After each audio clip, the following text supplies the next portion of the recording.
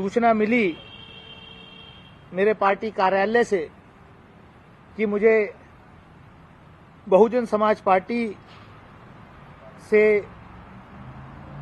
Party विरोधी गतिविधियों के चलते निलंबित कर दिया गया।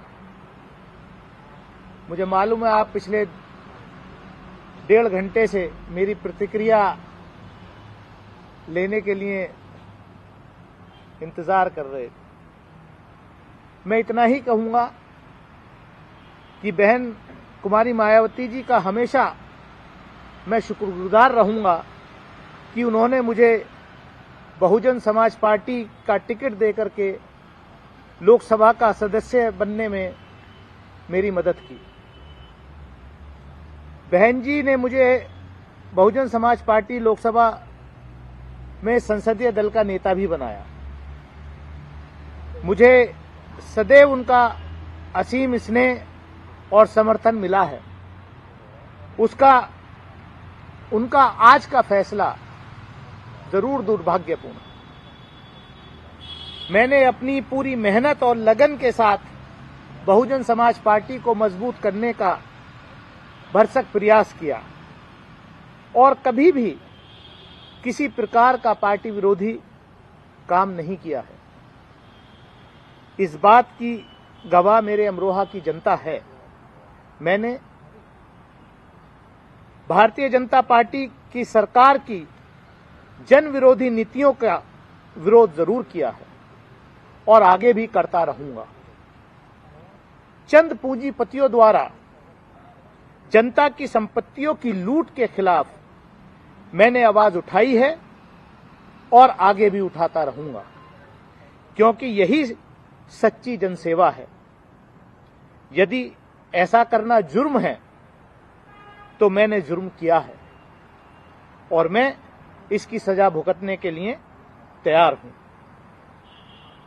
अमरोहा की जनता को मैं आश्वासन देना चाहता हूं कि आपकी सेवा में मैं हमेशा हाजिर रहूंगा।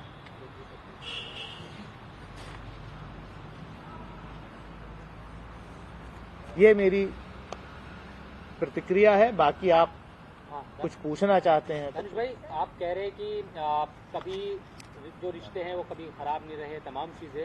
क्या लगता है कि अभी क्या वजह है कि चुनाव से, क्योंकि अब 2-3 महीने रह गए, इस वक्त आपको निलंबित किया गया है?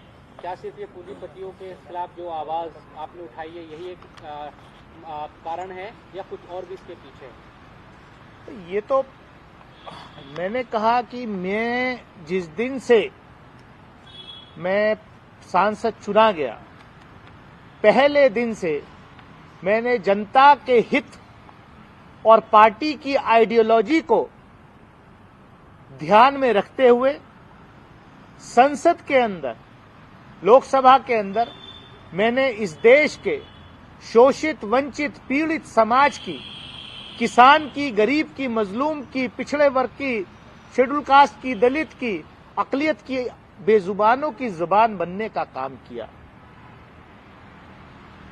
अगर ये सब पार्टी विरोधी है तो मुझे पता नहीं। कहीं भी कोई अन्याय होता है उसके खिलाफ सबसे पहले आवाज बुलंद करने का काम किया है और आगे भी करता रहूं।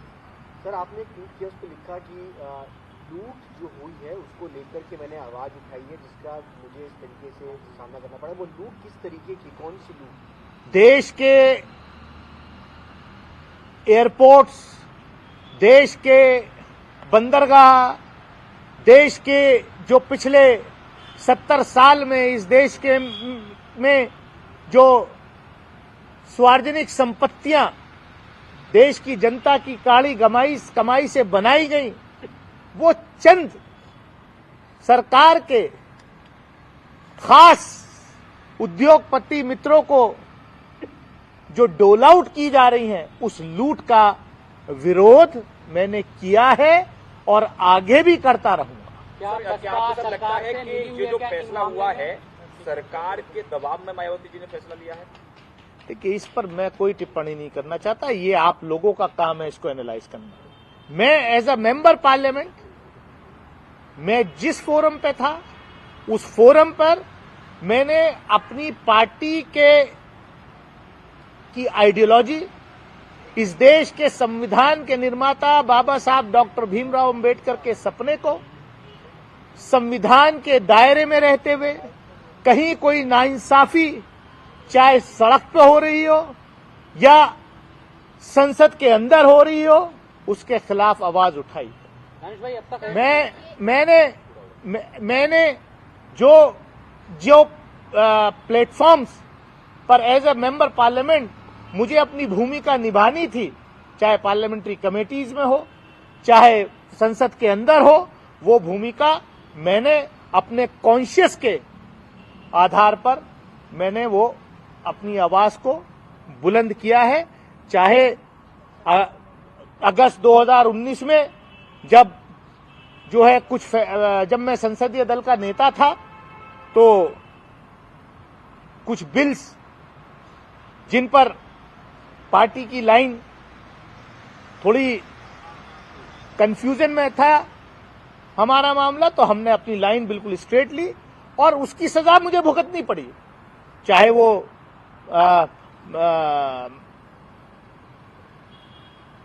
एनआईए या राइट टू इंफॉर्मेशन एक्ट का अमेंडमेंट बिल हो या 370 हो या ट्रिपल तलाक हो या सी, जो भी बिल्स थे उन पर मैंने अपनी लाइन स्ट्रेट रखी और मुझे संसदीय दल के नेता पद से हटाया गया।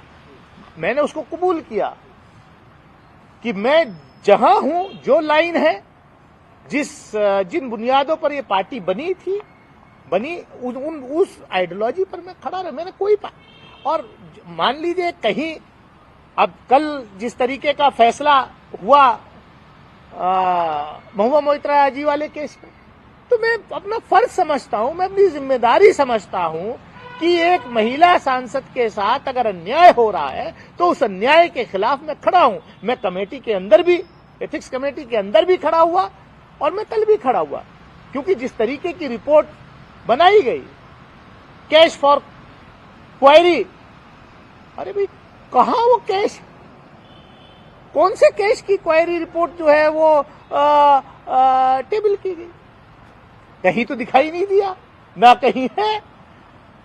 और जिस तरीके का वहां माहौल हुआ, अगर महिला की अस्मिता के साथ कहीं कोई खिलवाड़ होगा तो दानिश अली पहले भी खड़ा रहा है और आगे भी खड़ा रहेगा। ये इसको मैं बैज ऑफ ऑनर समझता हूं कि मैंने एक जो अन्याय हो रहा था उस अन्याय के खिलाफ संसदीय समिति के अंदर भी, एथिक्स कमेटी के अंदर भी, पार्लियामेंट के अंदर भी और बाहर भी उस अन्याय के खिलाफ मैंने आवाज उठाई है और आगे भी उठाता रहूंगा। सर, अब आगे का एक्शन आपका क्या रहने वाला है? क्या पार्टी दूसरी कौन सी पार्टी ज्वाइन करने वाले हैं या किस तरह से आगे काम करेंगे? मुझे क्यों आप ये सवाल पूछ रहे हैं? मेरी जो प्रतिक्रिया थी मैंने दे दी। दानिश भाई, एक सवाल ये है, जो आरोप आपने लगाया है या जो भी बात आप कह रहे हैं अपनी प्रतिक्रिया के तौर पर, ऐसा लग रहा है कि विपक्ष इन तमाम आरोपों को सरकार पर लगाता रहा है कि चाहे बिलों के मामले में आपने कहा तलाक 370 ये सब और पूंजीपतियों का जो इशू है, क्या सरकार का सपोर्ट अंदरूनी तौर पर छिपे हुए बसपा कर रही थी? ये कहने का मकसद है कि चाहे पूंजीपतियों के आप बंदरगाह की बात करें, सब चीजें ये सरकार पर आरोप लगते रहे हैं। ये इसके पीछे आप क्या कहना चाहते हैं कि बसपा भी छिपा हुआ समर्थन?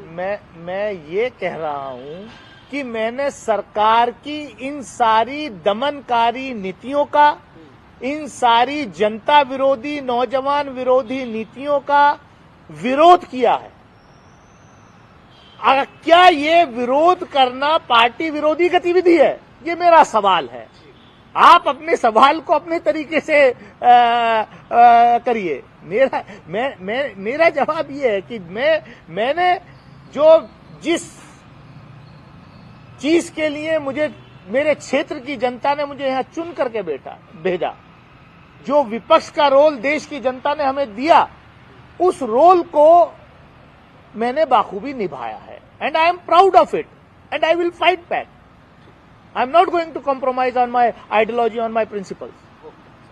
आपने एक आरोप संसद में भी लगाया था कि महुआ मोइत्रा को लेकर इतनी जल्दबाजी में पूरी कार्रवाई हो रही है, लेकिन आप वाले मामले में अभी तक उस पर बहुत ज्यादा कुछ आगे नहीं बढ़ा। ये तो देश के सामने है। हमारा केस तो 21 सितंबर को हुआ। महुआ मोइत्रा जी के खिलाफ तो कंप्लेंट थी मेरे ख्याल से 15 अक्टूबर को आई थी, 1 महीने बाद। वहां सब कुछ करके एक्सपेल भी कर दिया और देश की जनता, दुनिया ने देखा कि संसद कैसे शर्मसार हुई। उस पर कोई कार्रवाई नहीं है। तो देखिए क्या है वजह क्या लग रही कि है आपको? सीधा भाई जो लोग हैं, सरकार कोई भी ऐसी आवाज जो उनके खिलाफ या उनके एजेंडे के खिलाफ मजबूत आवाज पार्लियामेंट के अंदर है, उस आवाज को दबाना चाहती है। लेकिन हम दबने वाले लोगों में से नहीं हैं। हम देश की जनता के सवालों को लेकर के लड़ते रहेंगे, क्योंकि यही लोकतंत्र है, यही बाबा साहब का संविधान है, यही महात्मा गांधी का संविधान है, जिसके लिए ये देश आजाद है। सर, किस दल के झंडे के नीचे आप अपनी लड़ाई आगे बढ़ाने वाले? आप क्यों इतने उतारू हैं? आपको क्यों इतनी परेशानी हो रही है? देश का झंडा, उसकी इज्जत मेरे लिए ज्यादा अहमियत रखती है कि देश की इज्जत रहे, लोकतंत्र की इज्जत रहे, इस पार्लियामेंट की इज्जत रहे, उसके लिए मैं लड़ रहा हूं।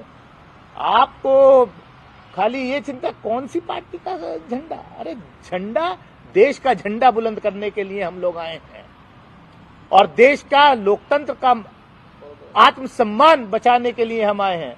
पार्लियामेंट में जो हो रहा है, जो देखा पूरी दुनिया ने, उस लड़ाई को हम लड़ेंगे। सर, जो सदन में बीजेपी सांसद द्वारा जो व्यवहार किया गया था, उसके बाद राहुल गांधी से मुलाकात आपकी हुई, क्या ये एक माइनस पॉइंट है? पार्टी ने इसको लेकर के भी कोई कुछ गलतफहमी? अब मुझे तो नहीं मालूम क्या माइनस है क्या प्लस है। मैं तो अपना जो पिछले 4.5 साल का मेरा टेन्योर है पार्लियामेंट के अंदर, अगर मेरा कोई भी सवाल, अगर मेरा कोई भी एक्शन पार्टी की आइडियोलॉजी, पार्टी की नीतियों के खिलाफ है, तो पार्टी वो बयान करेगी कि आपने ये गलत किया है। इस देश के शोषित, वंचित, पीड़ित समाज की बात करना मैं नहीं समझता कि पार्टी विरोधी गतिविधि है। अच्छा दानिश भाई, कितने वक्त से वाकई क्या संपर्क पार्टी से था आपका काफी दिनों से, या सचमुच जिस तरह की बातें थी कि भाई वो प्रकरण भी हुआ था, उस वक्त भी मायावती जी का या पार्टी के नेताओं का उस तरह से बयान नहीं आया था आपके साथ जो संसद में हुआ, संपर्क कब से नहीं था पार्टी के साथ? सही से मैं समझता हूं कि ये सब चीजें प्राइवेट की होती हैं और मैं उन नेताओं में से नहीं हूं कि जो अपने लीडर के साथ, जिसके साथ काम किया है, उन पर मैं कोई हल्के आरोप लगाऊं, कि ये मेरी परवरिश नहीं हुई है। चलिए, बहुत शुक्रिया।